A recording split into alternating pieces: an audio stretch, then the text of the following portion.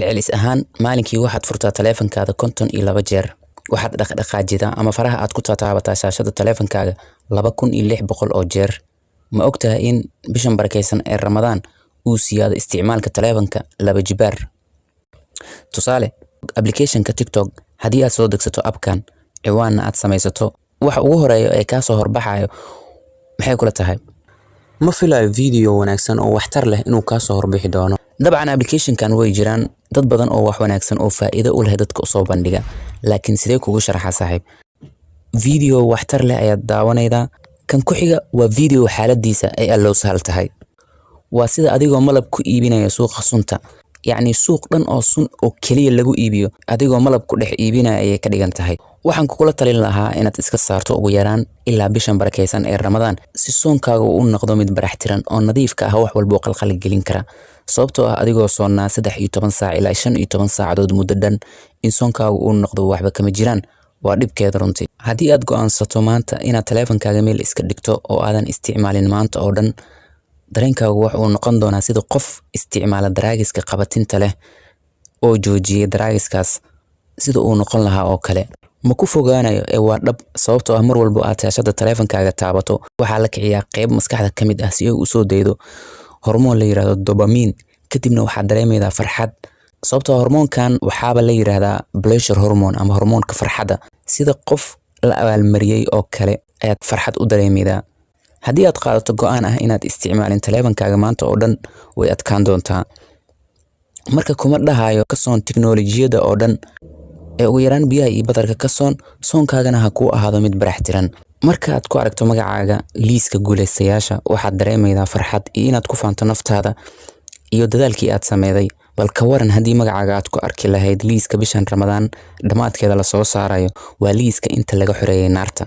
aniga, adiga iyo inta daawanayda muuqaalkan aan ka rajayno Allah subhanahu wa ta'ala inaan ka mid noqono kuwa naarta laga xoreyn doono insha Allah. iyadoo ay jirto inaan dambiyo badan galno iyo inaan ka gaabino cibaadooyin badan, sidaas oo ay tahay alle ayaan ka rajaynaynaa khayr.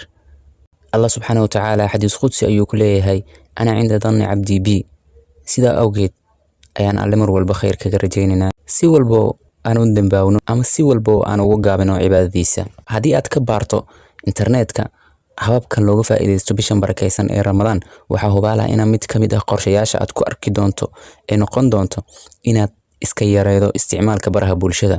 soo ma rabtid in lagugu daro diiwaanka kuwa laga xoreeyay naarta? dabcan haa, jawaabtu waa haa. adigan hadda daawanayo videogan waxaa hubaal ah inaad hadafyo iyo riyooyin leedahay oo aad rabtid inaad gaarto. laga yaabaa inaad rabto inaad ku baasto imtixaan, ama aad hesho fursad shaqo, ama aad kasbato hanti oo aad noqoto qof hantiila ah. waxaad rabtaa waxaas oo dhan, waxaadna aaminsan tahay haddii aad hesho ama aad gaarto inaad farxi doontid, noloshaadana ay sii qurux badnaan doonto riyadaas hadday kuu dhabowdo ama ay kuu rumowdo. ma ogid miya in ducada bishan ay tahay mustajaaba, mid la aqbalayo oo celis aan lahayn? rasuulkeena sallallahu alayhi wasallam waxa uu yiri 3 ducadoodu lama celiyo, yacni waa aqbal.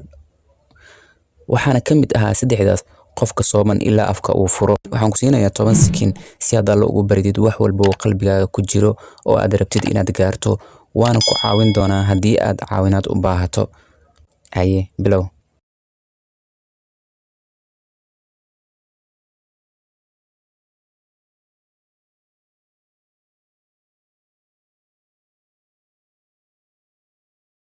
bal ka waran inaad haysato 24 saac maalinkaaga, maalmo badan ay kaaga harsan yihiin bishan barakeysan ee Ramadaan. alle ka bari oo ka dalbo wax walba aad jeceshahay. waa fursad aad hadda haysato inaad nasiib u yeelan doonto Ramadaanka xigana aad sidan u duceysan doonto lama hubo ama lama oga. maalinkaaga waqti u qoonday aad ku akhrido quraanka, waqti aad ku dukato salaada taraawiixda, waqti aad u samafasho waalidka haddii ay nool yihiin, waqti aad ku duceysato uguna duceydo waalidkaaga iyo inta xaq kugu leh haddii ay nool yihiin iyo haddii uu alla ofsadayba, waqti aad wax ku barato oo juhdi aad gelido daraasadaada, naftaadana aad kor ugu qaado. waxaa jira dad badan oo iska dhaadhiciyo in bishan barakeysan aan waxba la baran karin ama ay adag tahay daraasada bishan barakeysan ee Ramadaan. ma ogtahay in Jibriil uu habeen walba bishan barakeysan ee Ramadaan nabigeena Maxamed alayhi salaatu wassalaam ay isla diraasayn jireen quraanka?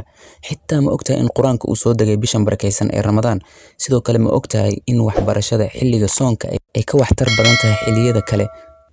ma ogtahay in soonka uu kor u qaado una xoojiyo xasuusta? Cilmi baaris ayaa lagu xaqiijiyay in soonka xasuusta uu kordhiyo. Ugu dambeyn walaalayaal, hadafka soonka maaha inaan ka soonno cunno iyo cabitaan oo keliya, ee hadafka ugu weyn ee soonka ayaa ah inay noo biirto Alle ka cabsi, wixii macaasi ahna aan ka soonno, indhahana aan ka laabano, inaan ka fogaano xanta iyo isku dirka, in naftaada waxay ku fareedo oo xumaan ah aad ka soonto, xumaan walbo ay ku farto aad ka diido, inaad ka soonto wax walbo Alle caragelinayo.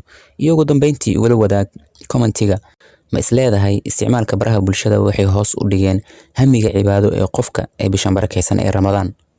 intaas ayaan kusoo gabagabaynaynaa videogeena maanta. Assalaamu calaykum waraxmatullahi wabarakaatuh. Fi amaan illah.